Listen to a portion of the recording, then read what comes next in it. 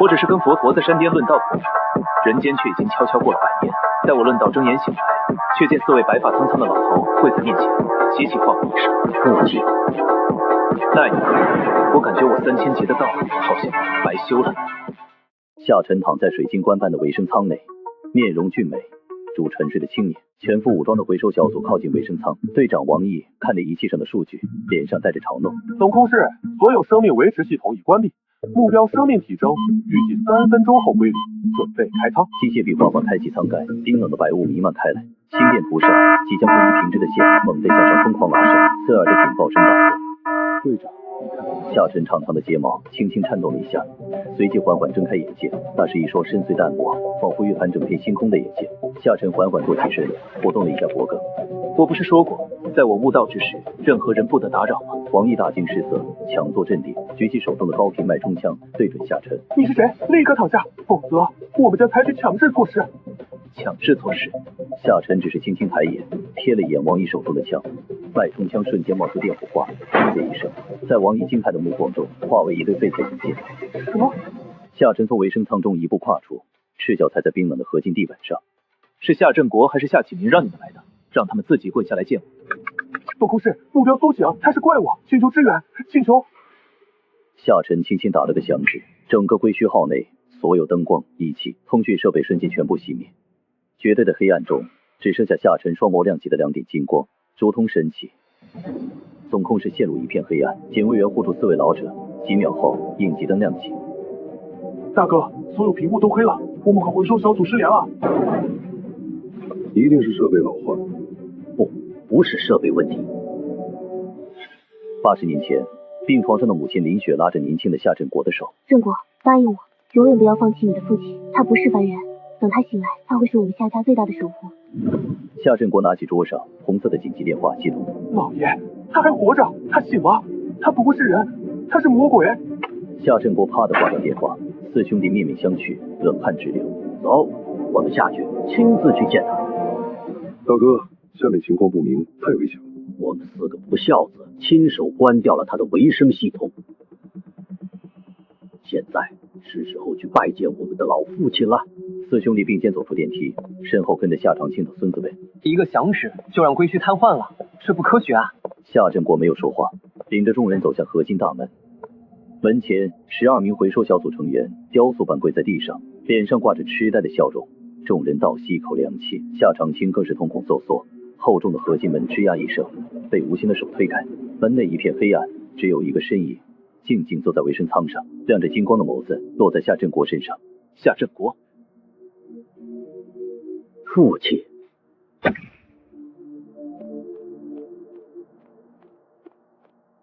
老头，你是在叫我吗？你这年纪，当我爷爷的爷爷都够了。放肆！敢对我爷爷无礼！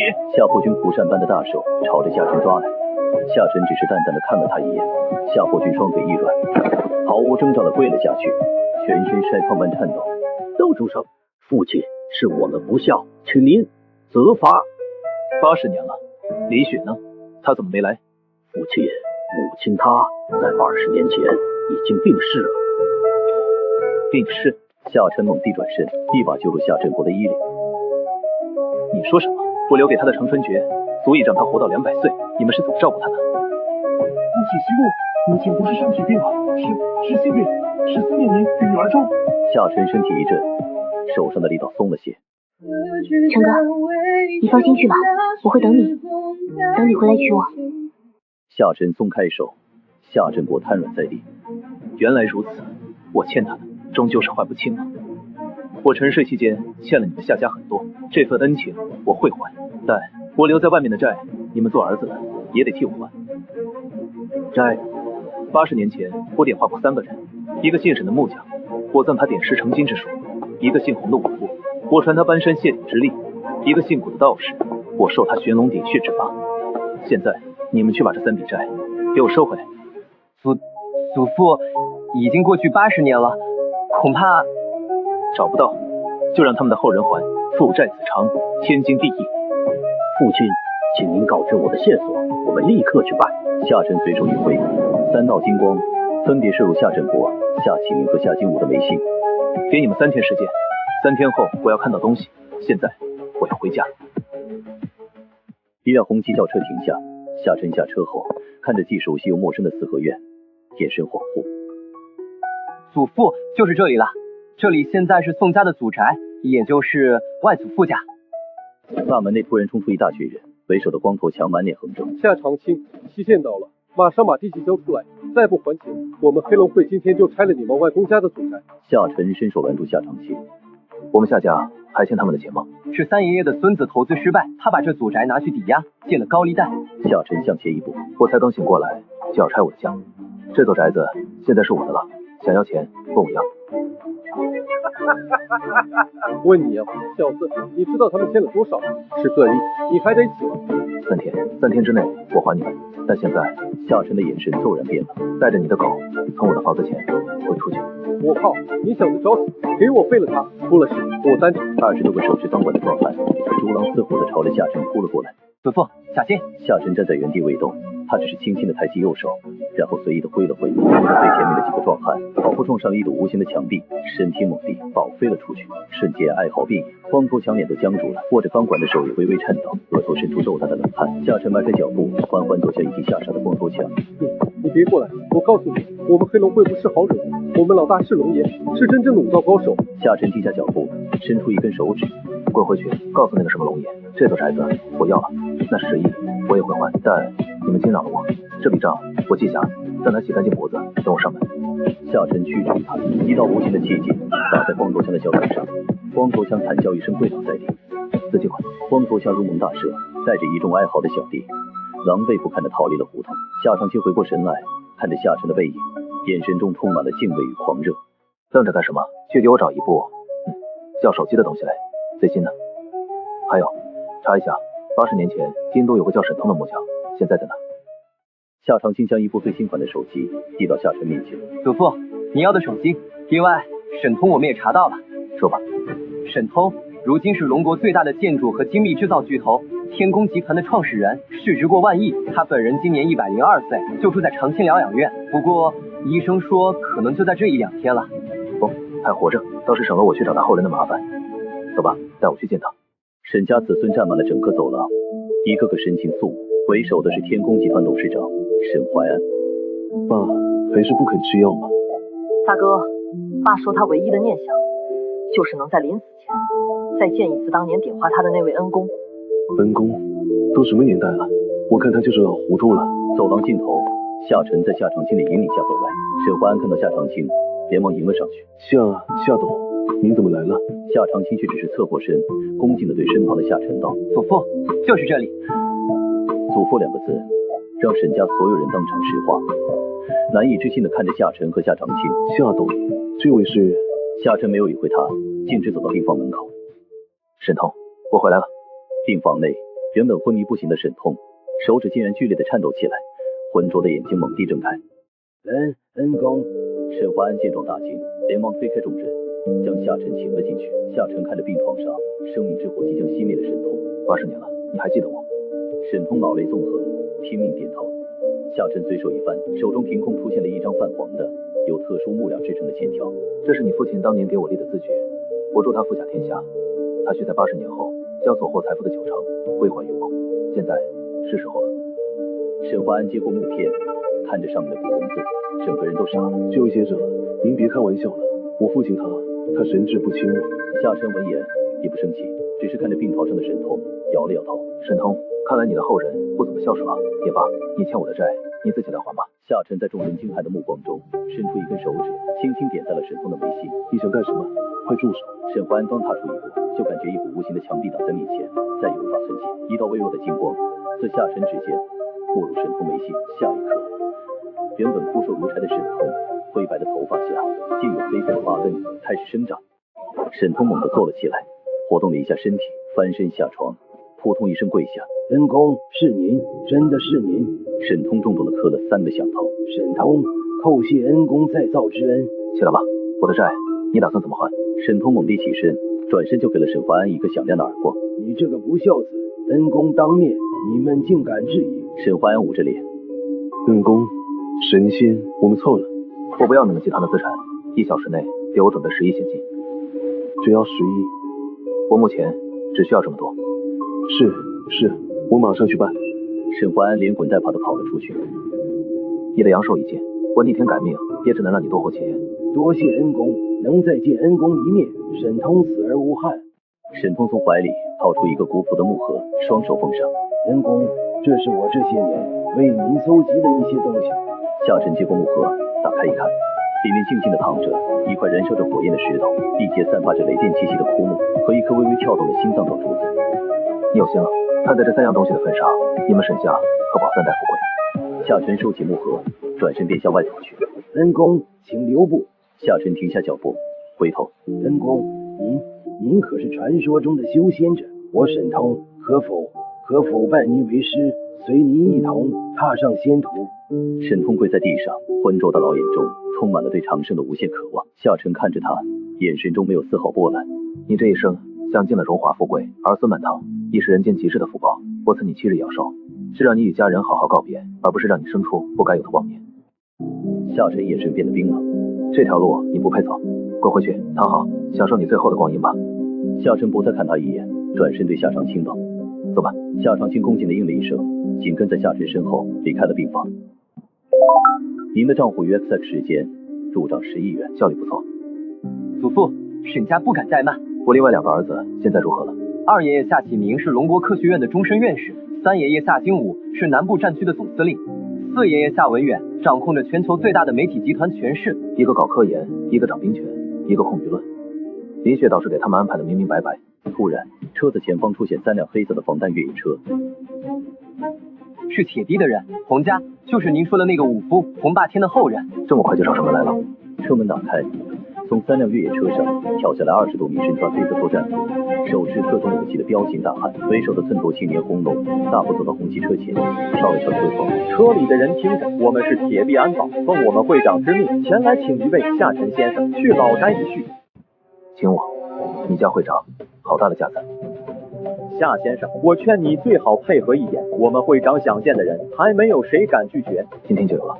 看来夏先生是敬酒不吃吃罚酒了，动手把人带走。周围的黑衣大汉立刻举起手中的武器，黑洞洞的枪口对准了夏晨。红龙，你们敢？在京都还没有我铁臂安保不敢动的人。是吗？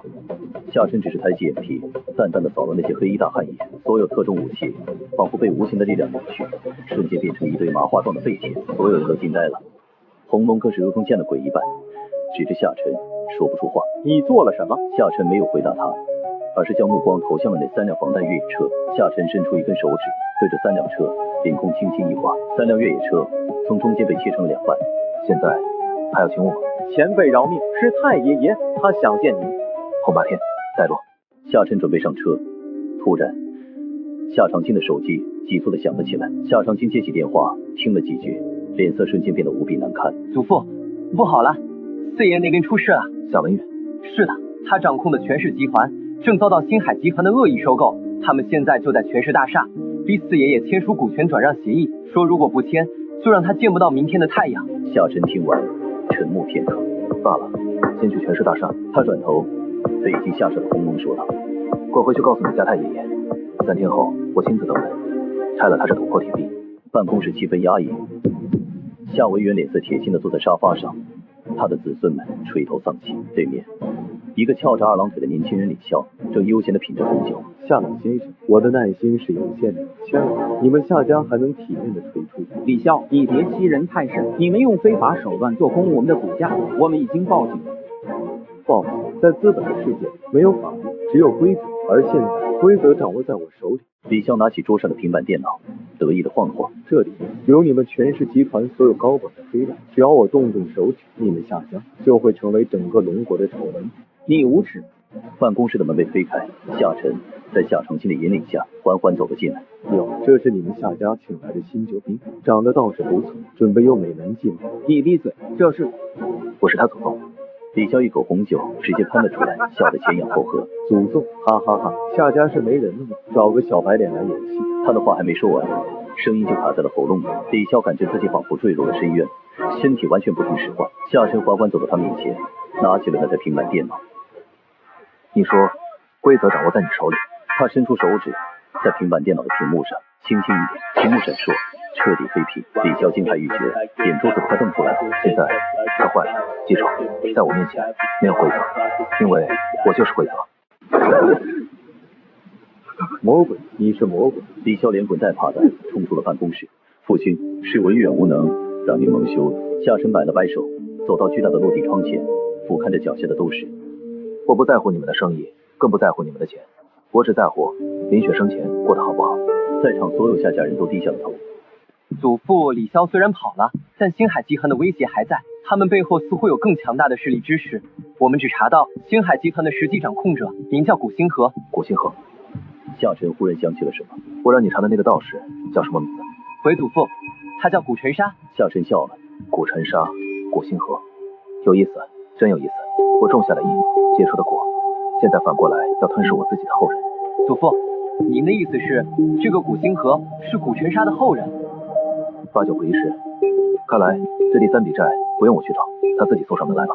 夏晨看着惊疑不定的夏家众人，行了，你们去处理剩下的烂摊子吧。记住，从今天起，夏家的人不用再守任何人的规矩，谁敢不服就打到他服。夏晨顿了顿，瞥了他们一眼，打不过再来叫我。夏家四兄弟破天荒的齐聚一堂，神情凝重。大哥，现在怎么办？父亲他似乎对我们很不满意。何止是不满意，我感觉我们在他眼里和路边的蚂蚁没什么区别。我们必须做点什么。父亲陈氏80年，对我们有怨气是正常的，我们必须让他看到我们的诚意。传我的话，3天后在夏家祖宅举办最高规格的家宴，所有夏家直系子孙，无论身在何处，必须全部到场。我们要用最隆重的仪式恭迎父亲回家。一片狼藉的办公室里，李潇跪在地上，瑟瑟发抖。一个身穿白色练功服的青年古星河背对着他，静静地擦拭着一柄古朴的长剑。所以你不仅失败了，还被人吓尿了裤子。胡总，我错了，那个人他不是人，他是魔鬼，他只用一个眼神就让我动弹不得。古星河擦剑的动作停了下来，转过身，露出一张冷酷如冰的脸。有点意思，我倒要看看是何方神圣感化我古星河的好事。他拿起桌上的一个对讲机，尹一进来。话音刚落，办公室的阴影里毫无征兆地走出了一个全身笼罩在黑袍中的人影。去夏家把那个叫夏晨的人请过来，记住要活的。是主人。黑袍人影整个身躯化作一缕黑烟，消失在原地。夏家祖宅灯火通明，盛大而庄重的家宴正在举行。突然，什么人？有刺客！一道黑色的影子如鬼魅般出现在了宴会主桌旁，一柄淬着绿光的匕首从黑袍下探出，直刺夏晨的咽喉。祖父小心！就在匕首距离他的喉咙只剩不到1厘米的瞬间，夏晨轻轻地吐出了一个字：不。刹那间，耀眼的白光从夏晨的身上爆发开来，黑袍四周在刺目的白光照射下，竟开始消融，光芒散去。夏晨放下纸巾，端起面前的酒杯，轻轻抿了一口。还让不让人好好吃饭了？夏晨放下酒杯，站起身，目光仿佛穿透了虚空。古尘沙的后人有点意思，看来这最后一笔债我得亲自去收了。古星河静静地站在落地窗前，脸上第一次失去了从容。光之主，他知道影一连对方的衣角都没碰到，就被一道光净化了。桌上的红色紧急电话响起。胡总，不好了，夏家全面反击了，我们的资金链被精准打击，古家正在断崖式下跌。古星河平静地挂断了电话，想收回我古家的气运没那么容易。他走到办公室最深处的一面墙壁前，将手掌按在一个不起眼的凹槽上。身份确认，古星河，权限最高，开启通道档案。墙壁划开，露出一个通往地下的秘密电梯。古星河走了进去。实验室中央，一个巨大的营养槽里浸泡着一头形似麒麟、身披龙鳞的狰狞怪物。祖父，您说这头用龙国龙脉之气喂养了80年的郑国瑞兽，是我古家最后的底牌。现在是时候让他苏醒，去会一会那位所谓的光之主了。古星河毫不犹豫地按下了那个红色的唤醒按钮。宴会厅的混乱已被平息，夏家四兄弟站在一旁，大气都不敢喘。父亲，刚才那刺客，一个借了我东西不还，还想反咬一口的孽障罢了。夏晨站起身，目光扫过在场所有噤若寒蝉的夏家子孙。长青在，祖父配车去星海大厦。父亲，不可！对方既然敢派刺客，必定还有后手。你们记住，在这个世界上，能让我感到危险的东西还没被创造出来。他顿了顿，你也跟我一起去。是，祖父。车内气氛安静，夏瑞坐在夏晨对面，身体绷得笔直，手心全是汗。你在看什么？你似乎对我很好奇。没什么，祖父，您真的是神仙吗？或许吧，但我更喜欢另一个称呼。什么？收债。星海大厦灯火通明，数十名荷枪实弹的安保人员驻营大门。祖父，对方早有准备。夏晨推开车门，径直走了下去。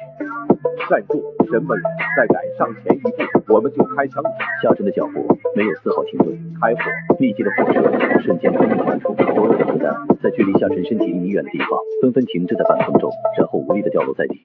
怪物啊！安保人员丢下武器，四散奔逃。夏晨带着已经彻底呆滞的夏瑞走进了星海大厦，大厅内空无一人。正中央的巨型 LED 屏幕上缓缓浮现出古星河冰冷的脸。夏晨，我承认我小看你了，但是想从我谷家拿回东西，你也要付出代价。我为你准备了一份特别的欢迎礼物。生化改造人古星河疯了，就这，我还以为是什么了不得的东西。夏晨摇头，对着8只破烂的生化怪物轻轻吹了口气。8个恐怖的怪物在接触到这口气的瞬间凭空消失，只在原地留下了8堆灰白色的粉尘。夏瑞惊骇欲绝，大脑一片空白。你的礼物我收到了，现在该我送你一份回礼了。古星河失魂落魄的瘫坐在椅子上，完了，全完了。叮的一声，电梯到达顶层的声音如同催命的丧钟。古星河猛地站起身，夏晨，就算我死，也要拉你陪葬。狂风呼啸，古星河状若疯魔地站在停机坪上。电梯门打开，夏晨和夏瑞缓缓走出。古星河，我的东西带来了吗？80年了，它早已是我谷家的东西，你休想拿走。看来你还没明白，属于我的东西，无论过了多久，无论在谁手里，它依旧是我的。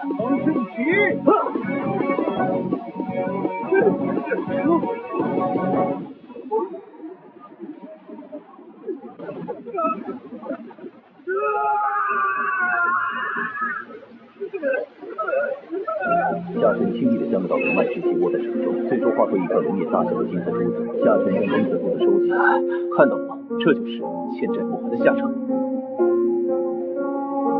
走吧，下一个，去告诉那个叫红霸天的武夫，他的债我也来收了。红霸天赤着上身，闭目盘坐于演武场中央。太爷爷，事情就是这样，他只用眼神就扭曲了我们的武器，只用一根手指就切开了防弹车。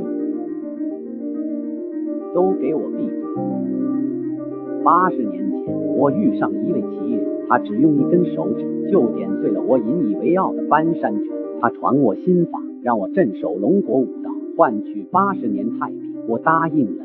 80年过去了，我红霸天自问做到了。这份太平是我洪家打下来的，现在他回来了，要来收回这份太平。可是凭什么？红霸天猛地一拳砸在地上。我红霸天如今已是3平5回，离那传说中的武圣之境也只有1步之遥。我才是龙国武道的定海神针，我不管他是什么神仙鬼怪，今天我便要让他看看我这80年打下的太平到底有多硬。传我命令，召集武盟所有在京长老，就说我红霸天要在此地会一回80年前的故事。一辆辆豪车驶入洪家老寨，足足12位龙国武道界的顶尖高手齐聚演武场。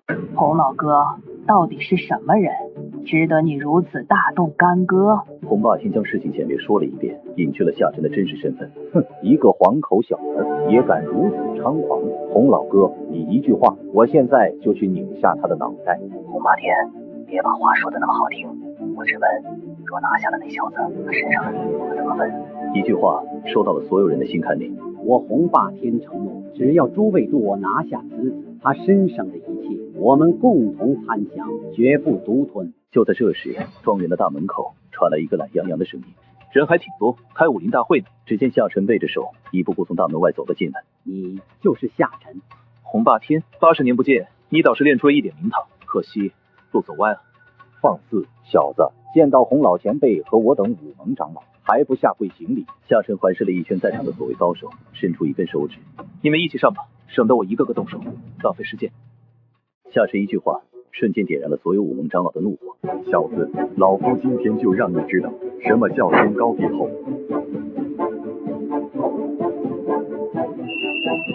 什么？力道不错，可惜太慢了。夏晨手指微微一用力，王奎的右腿被硬生生掰断，全场死寂，脸上写满了骇然。一起上，此子是妖孽，搬山墙。一缕妖烟，足够让他做一场长梦。天罗已伤，别想退。今日才是破局之时。武道终究是凡人的游戏。他说完，缓缓地抬起了右手，对着周围轻轻的一握，风时间仿佛在这一刻被按下了暂停键，所有的攻击都在距离夏晨1米远的地方诡异的静止了。80年，你就练成了这点东西？躲在影子里的小丑也配成鬼影？夏晨走回了演武场的中央，打了个响指，12位武蒙长老齐齐口喷鲜血，倒地出去，重重的摔在地上。你觉得你打下的这份太平还硬吗？红霸天挣扎着抬起头，我输了，我洪家愿归还这份太平。夏晨走到红霸天面前，蹲下身，平视着他。红霸天，你是不是搞错了什么？我今天来不是为了收回那份所谓的太平，那东西对我来说一文不值。这龙国的太平不是你打下的，也不是我赐予的，是生活在这片土地上的亿万凡人用他们的血汗和智慧一点一滴建立起来的。你最大的错误是太高估了自己，也太小看了这芸芸众生。红霸天浑身一震，呆呆地看着夏晨。从今天起，洪家解散铁臂安帮，所有武蒙长老闭门思过，去守护那些你们曾经看不起的凡人吧，这才是我80年真正要你还的债。夏晨转身准备离开。前辈请留步，还请前辈告知您究竟是何等境界？夏晨沉默了片刻，抬起头望向了深邃的夜空。境界？我没有境界，我只是一个在灵山之巅和佛陀变了3000级的道，一觉醒来却发现自己多了4个不孝子，可怜人罢。夏瑞和夏长青依旧处于震惊中，没回过神。祖父，您刚才说的和佛陀变法是真的吗？你觉得呢？夏晨的手机响了，是一个陌生的号码，他随手接通。喂，是夏晨吗？我是温世然，我爷爷他出事了。夏金虎，他能出什么事？不是我爷爷，是我外公，他快不行了，医生说让我们准备后事。夏晨，不，太爷爷，求求您救救我外公吧。夏晨愣住了，温世然的外公，那不就是林雪的父亲，自己的岳父？地址，首都第一军区总医院顶层特护病房。改道，去军区总医院。走廊里乱成一团，夏金武和他儿子夏伟国焦急地踱步。医生，我父亲怎么样了？夏司令，我们已经尽力了，宋老的心脏已经彻底衰竭，最多还有10分钟。妈，爸，我把太爷爷请来了。他径直走到老专家面前，让开。你是谁？这里是重症监护区，闲杂人等不能入内。夏晨伸手轻轻在他肩膀上拍了一下，老专家整个人不受控制的向后一屁股坐在了地上。你要干嘛？不能进去。夏晨已经推门走进了病房。夏晨看着病床上那个面容清瘦的老人宋明德。老头，我回来了。他伸出手，一股温暖而磅礴的生命能量缓缓注入宋明德的体内。病房外，老专家气急败坏地喊道：胡闹！他这是在加速宋老的死亡。就在这时，奇迹发生了，心电图上那条即将拉平的直线也开始剧烈地跳动起来。病床上，宋明德原本灰败的脸色以肉眼可见的速度变得红润，他缓缓睁开双眼。这是在哪儿？温世然的母亲和温世然第一个反应过来，激动地冲进了病房。宋明德看向夏晨，浑浊的眼睛里瞬间迸发出了难以置信的光彩。你是一文，薛一文。老头，是我来还你女儿了。就在这温情脉脉的时刻，病房外突然传来一阵骚动。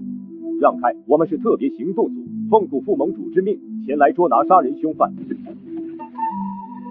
小子，原来你躲在这里，跟我们走一趟吧。夏金武一步踏出，挡在病房门口。这里是军区总医院，谁给你们的胆子在这里撒野？夏司令，我们是奉了武蒙古副盟主之命前来捉拿重犯，此人当众行凶，罪大恶极，还请您不要妨碍我们执行公务。与武蒙为敌，好大的帽子！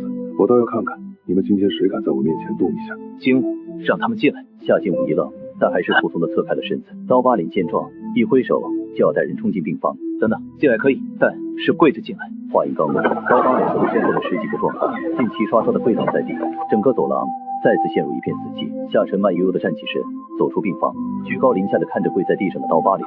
你说的古副盟主是叫古晨沙吗？你怎么知道？回去告诉他，我没去找他，他倒是先找上门来了。我这个人不喜欢麻烦，所以我决定送他一份礼物。夏晨说罢，伸出手对着刀疤脸的头顶凌空一撞，一股精纯的能量从刀疤脸体内被强行抽出，汇聚到夏晨的掌心，形成了一个灰色的气团。这是我的内力，我的内力。夏晨将那颗灰色气团随手一捏，化为虚无。礼物送到了，你可以滚了。刀疤脸瘫软在地，他看着夏晨，眼中充满了无尽的怨毒和恐惧，连滚带爬地带着手下逃离了医院。古晨沙这和冯夫人品茶，脸上带着得意的冷笑。冯夫人，看来不用等到明天了。那小子自己撞到了伤口上，这次一定要将他生擒活捉。话音刚落，盟主，不好了，出大事了！我的内力被他隔空吸走了。什么？隔空吸人内力？他还说他给您送了份礼物。顾晨尚还没反应过来，惊恐地发现自己苦修了50年的九魂内力正在疯狂地向外宣泄。他直挺挺地倒在地上，气绝身亡。夏晨推着轮椅，宋明都坐在轮椅上，温世仁跟在一旁。一文啊，这些年苦了你。我没什么苦的，倒是李雪，她一个人把3个孩子拉扯大，一定很辛苦吧？他是个苦命的孩子，他一辈子没再嫁人，所有的心血都耗在了孩子和你身上。他总说你不是凡人，总有一天会醒来。夏晨沉默片刻，他临终前有什么话留给我吗？宋明的叹了口气，从怀里掏出一个用油纸包得严严实实的小盒子。这是婉儿留下的，他说等你醒来，亲手交给你。夏晨接过盒子，盒内是红绳系的青丝和一颗金石雕的小星星。在看到这颗星星的瞬间，夏晨的瞳孔猛地一缩。林雪，交出许一文的道种，我可以让你长生不死。我死也不会让你伤害他。他沉睡的这80年，不过是我种下的梦魇之咒，我随时可以让他魂飞魄散。把道种给我。我不知道什么道种。今天只需8角。一只由黑雾凝聚成的大手猛地朝着林雪的心口抓去。夏晨猛地收回神识，脸色瞬间变得阴沉如水。梦魇之咒，道种，原来林雪不是病逝的，她是被人害死的。一股猛烈的杀意从他身上弥漫开来。长庆，夏长庆的身影如同瞬移般出现在花园里。祖父，影和吩咐。查20年前李雪去世前后，所有接触过她的人，掘地3尺，也要把那个使用黑雾的组织给我挖出来。我给你们1天时间。是。夏长庆消失，夏晨收敛杀气，伸出手，掌心那颗晶石星星散发出柔和的光芒，凝聚成了一个栩栩如生的光影。年轻时的林雪。宇哥，你终于醒了。回到夏家祖宅，夏晨翻看着夏长庆送来的绝密档案，眼中杀机一闪。影子，又是影子，看来我得亲自去会一会他们了。夏晨站起身，对夏家四兄弟说道：“从今天起，加强对所有夏家核心成员的保护。那个组织的目标是5号。”夏晨伸出手指，凌空画了4道金色的符文，分别飞入四兄弟的眉心。这是4道护身符，可抵挡3次致命攻击。遇到危险时捏碎它，我自会打赢的。父亲，你要去哪里？林雪生前最喜欢的地方是首都大学的未名湖畔，我去那里等他们。首都大学里，林峰刷着校园论坛的帖子，脸色阴沉的能滴出水来。许一文，历史系讲师，去查他的底细，竟然敢动我林峰看上的女人。另外，通知历史系，让他们给这位新来的徐老师安排一点特别的欢迎仪式。当夏晨走上大教室讲台时，教室里响起了一片倒吸冷气的声音。真人比照片帅10000倍。大家好，我叫许一文。今天我们不讲课本上的历史，我们来讲一点你们不知道的历史。比如300年前是谁一剑斩断了樱花国的富士山？500年前是谁在欧洲大陆下下天雨？再比如800年前是谁在武当之巅亲眼见证了张三丰开创太极？台下学生们发出一阵哄笑。哈哈哈，这老师疯了吧？徐老师，您说的这些恐怕在任何史料上都找不到记载了。您作为一名历史老师，如此信口开河，是不是太不负责任了？史料是人写的，而我说的是我亲眼所见。亲眼所见？那按照您的说法，您岂不是活了至少800年了？您是老妖怪吗？夏晨没有解释，抬起手对着窗外打了个响指。下一秒，窗外那棵百年梧桐借以肉眼可见的速度展现了一次生命的轮回。夏晨收回手，目光重新落在了已经吓傻了的林峰身上。现在你还觉得我在开玩笑吗？林峰瞬间跪倒在地，眼中充满了前所未有的恐惧。夏晨没有再理会他，关掉麦克风，直径离开了教室。夏晨走后，教室里的学生瞬间炸开了锅。神仙，我们学校来了个活神仙！快去教务处抢徐老师的课！林峰失魂落魄，回到学生会办公室里，突然手机响起，林峰接起电话。想报仇吗？林峰一愣，你是谁？你想要的是夺回你的女人和尊严，而我们想要的是她身上的某样东西。我们可以合作。我凭什么相信你们？听这个。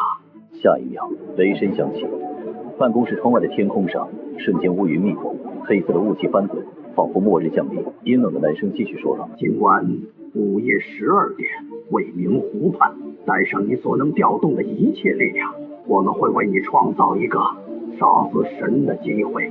电话挂断，天空的异象也随之消失。林峰眼中燃起疯狂与怨毒的光亮。另一边，夏晨坐在湖边的长椅上，静静地看着湖面。创造杀死神的机会，哼，有点意思。还有几股不属于这个世界的气息正在向这里渗透。夏晨伸出手，拿出那颗晶石星星，年轻时淋血的光影再次透过星星出现。宇哥，小心，他们来自归墟之海，他们不是这个世界的人。归墟之海，原来如此。夏晨嘴角勾起一抹冰冷的弧度。既然你们来自归墟，那今晚我就送你们彻底归墟。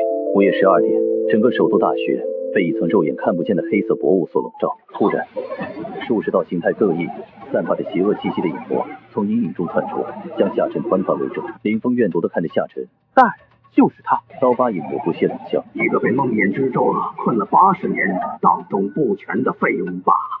刀疤影魔对着夏晨举起了手中的利爪。人类，交出道种，领主大人可以赐你一个痛快的死法。就凭你们这些垃圾，也敢在我面前谈道种？看来你们的领主并没有告诉你们，80年前我沉睡之前，曾顺手捏死过一个和你们差不多的所谓的神将。不可能，你在撒谎！给我上，撕碎他！数十只影魔发出尖叫，化作道道黑影，从四面八方扑向夏晨。真是一场无趣的盛宴。说完，他抬起右手，打了个响指。刹那间，天地变色，夜空中被乌云遮蔽的月亮突然爆发出万丈光芒，皎洁的月光如同亿万柄无坚不摧的利剑倾泻而下。那些扑向夏晨的影魔发出了凄厉的惨叫，身体迅速消融气化，整个过程不到5秒钟，只剩下刀疤影魔一个，靠着一件黑色的斗篷挡气，在月光下飞速支撑。月华之力，你竟然能操控月亮！夏晨缓缓走向一脸惊恐的刀疤影魔。不要过来！刀疤影魔化作一团黑雾，就想遁入阴影掏走。夏晨凌空一握，我说过，在我面前影子无所遁形。黑雾瞬间凝固，重新凝聚成刀疤影魔的形态，被一只无形的大手扼住了喉咙。告诉我，你们的领主是谁？他在哪？我不会说的。领主大人会为我报仇的。是的，夏晨随手一挥，将刀疤影魔化作成了一颗指甲盖大小的纯黑色结晶。正好，拿你来做个信标。然后他屈指一弹，黑色结晶落入虚空。夏晨转过身，走向早已吓得瘫软在地的林峰。爷爷，太爷爷，我错了，求求你饶了我吧。夏晨只是用怜悯的眼神看着他，淡淡的说道：从今晚起，你将夜夜入梦，梦你会一遍又一遍的体会刚才那数十只影魔被月光净化时的痛苦，直到你的灵魂彻底化为虚无。夏晨转身消失在了月色之中，只留下林峰一个人在原地发出绝望而凄厉的惨叫。一日，夏晨坐在客厅悠闲的喝着茶，夏家4兄弟带着子孙恭恭敬敬的站在一旁。见到这个情形，夏晨无奈的放下茶杯。我这次回来，一是为了了结与林雪的因果，二是为了清理一些垃圾。等这些事处理完，我自会离开。父亲，您能回归是我夏家天大的幸事，我们只求能侍奉在您左右，请您不要离开我们。行了，别演了，你们想要的无非是更长的寿命、更强的力量，以及让夏家永远屹立不倒的特权。这些东西我都可以给你们，但是我赐予你们的，你们才能拿。若让我发现有谁仗着我赐予的力量为非作歹、欺压良善，我会亲手将他连同他的血脉从这个世界上彻底抹去。请尊敬教诲。既然如此，我便送你们夏家一份礼物。此乃龙元珠，交由你保管。至于夏家祖祠，可保夏家契约300年不衰。谢父亲厚赐。夏晨又看向夏启明，你痴迷科研，我便赐你一智慧之光。夏启明觉得脑海中通了。夏晨再看向夏经理，凌空一指，一道青黑铁马的须臾目不其视。你执掌兵权，我便赐你一道不灭冰魂。最后，你掌控舆论，我便赐你一面剑心镜，可照见人心善恶。如何用它，你自己好自为之。这是我给你们的，也是给你们的考验。记住我说的话。父亲，您要去哪儿？归墟之海的老鼠，我已经锁定了它的位置。我去取一样东西，一样能让它魂飞魄散的东西。夏晨无声无息地出现在了渔港的栈桥上，藏头露尾的鼠辈，还要我请你出来吗？海面依旧死寂。夏晨冷笑一声，看来多给你点颜色看看，你是不会乖乖现身。夏晨抬起右手，对着那片死寂的海面轻轻一按，刹那间天翻地覆，平静的海面瞬间暴走，掀起数百米高的滔天巨浪。出手，快出手！一艘由白骨和哀嚎的灵魂构成的幽灵轮船，缓缓地从一道空间裂缝中驶了出来。不可能！你只是一个到处不知的废物，怎么可能拥有如此伟大？梦魇之咒，你是指那个让我做了80年美梦的安眠术吗？说起来，我还要谢谢你，若不是那个梦，我或许还无法在梦中将我的道彻底圆满。会去领主铸造灵魂，彻底呆住了。夏晨眼神突然变得冰冷。现在废话少说，林雪是你杀的，是又如何？一个凡人女子罢了，我不仅杀了她，我还抽走了她的灵魂，来驱动我这艘多魂鬼船。你看，那处翻上哀嚎的最惨烈的那个灵魂，就是她。很好，你成功的让我对你生出了一丝兴趣。本来我只想让你魂飞魄散，但现在我改变主意了。夏晨伸手一握，做决定，让你尝一尝什么叫做永世不得超生。不，我说过要让你永世不得超生。巨大的渡魂鬼船开始寸寸崩解压缩，船身上的无数哀嚎的灵魂发出凄厉的惨叫，被强行剥离、揉捏、压缩在一起，最终巨大的鬼船连同归墟领主本身被压缩成了一个拳头大小的蓝色魂珠，魂珠中有一团灵魂之光自动飘到了他的手心。夏晨心中一喜，是林雪，雪儿别怕，我回来。夏晨盘膝坐于虚空之中，一手托着林雪的灵魂，一手托着那颗魂珠，以亿万怨魂为心，燃3000道火为炉，逆转生死，重塑魂身。下一刻，魂珠开始剧烈的燃烧，化作最纯粹的灵魂能量，源源不断涌入林雪那虚弱的灵魂光环之中。当最后一丝魂珠的能量被吸收殆尽，林雪的灵魂之躯终于彻底成型。夏晨看着眼前这个沉睡中的魂躯，脸上终于露出了一丝发自内心的笑容。夏晨小心翼翼地抱起林雪的灵魂之躯，眉眼中满是柔情。婉儿，我们回家。夏晨的身影瞬间消失在东海之滨。她就是林雪。父亲，这到底是怎么回事？我只是为她重塑了魂身，她现在还只是灵体状态，需要静养。从今天起，没有我的允许，任何人不得踏入这个房间半步。另外，对外宣称，就说我带了我的妻子回家。四兄弟乖巧的点头应下。一日，家里来了2个不速之客，眼前老者站起身，许先生，80年不见，风采依旧啊。你认识我？80年前，我还是跟在宋明德老爷子身边的一个警卫员，有幸见过您在未名湖畔一指定波救下林雪小姐。你今天来是为了星海大厦和武王的事？龙老叹了口气，许先生，您这次回归动静确实大了些。我今天来不为问罪，只为求一个承诺。什么承诺？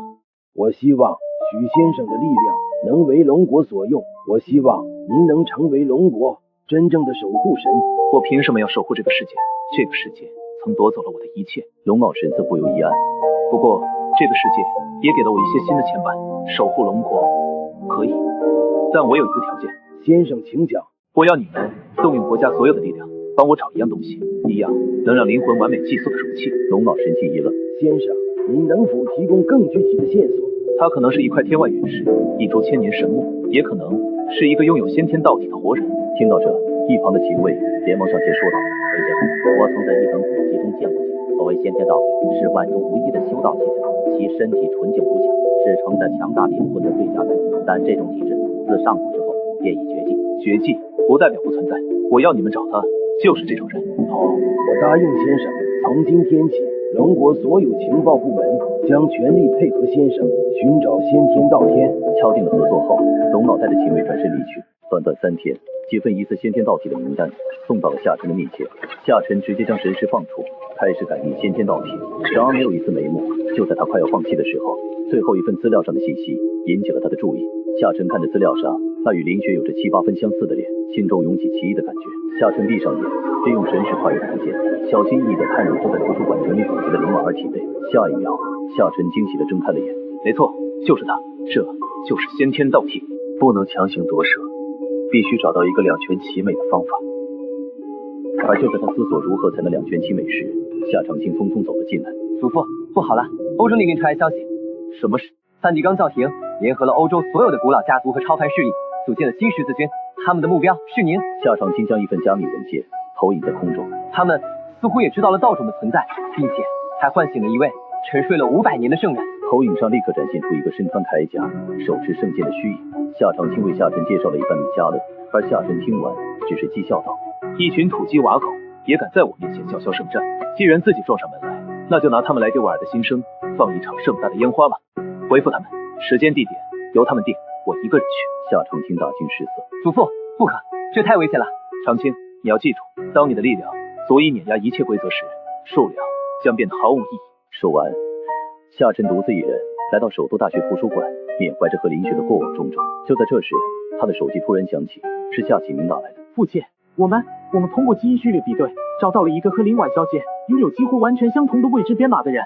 夏晨疑惑挑眉，是谁？夏启明的声音支支吾吾起来。是您的大孙子夏长青的亲妹妹夏之薇。夏晨愣住了，第二个先天导体竟然是我的亲曾孙女。夏启明的声音继续从电话那头传来。之薇已经乘坐最快的航班，正在返回龙国的途中，预计明天上午就能抵达。电话挂断后，夏晨陷入了沉思。夏之薇、林婉儿，两个完美的容器同时出现在我面前，我该如何抉择？良久后，夏晨回过神，我知道该怎么做了。几日后，代号烈屿的无人荒岛上空，以米迦勒为首的西方超凡联军严阵以待。米迦勒缓缓睁开眼睛，我能感觉到一股强大的气息正在靠近，它是与我同等级的存在。远方的天际线上出现了一个小小的黑点，眨眼之间便已来到荒岛上空。夏晨悬浮于半空，见状，米迦勒举起圣剑，直指夏晨。东方人交出道种，跪下忏悔。夏晨没有理会他。婉儿，看好了，这是我为你准备的最盛大的一场烟花。说完，他伸出右手，对着下方军队轻轻一握。我说，此剑当为炼狱。瞬间，整座荒岛连同周围方圆百里的海域，被一股无形而恐怖的力量所笼罩。天空之上出现了一个巨大无比的黑色漩涡，无数强大的西方超凡者连惨叫都来不及发出，身体就开始变成各种扭曲的怪物。米迦勒惊骇欲绝，这是什么力量？这不是神头，这是创世。米迦勒身上的铠甲寸寸碎裂，随着一声绝望的哀嚎，他也被卷入那无尽的黑色漩涡之中。夏晨抱着林雪悬浮在空中，静静地看着眼前的炼狱景象。婉儿，等解决了所有麻烦，我会找到一个最完美的方法，让你回来。到时候我们再也不分开了。下一刻，他便转身踏入虚空，消失不见，只留下这一片被永久改变、充满了哀嚎与绝望的炼狱之海。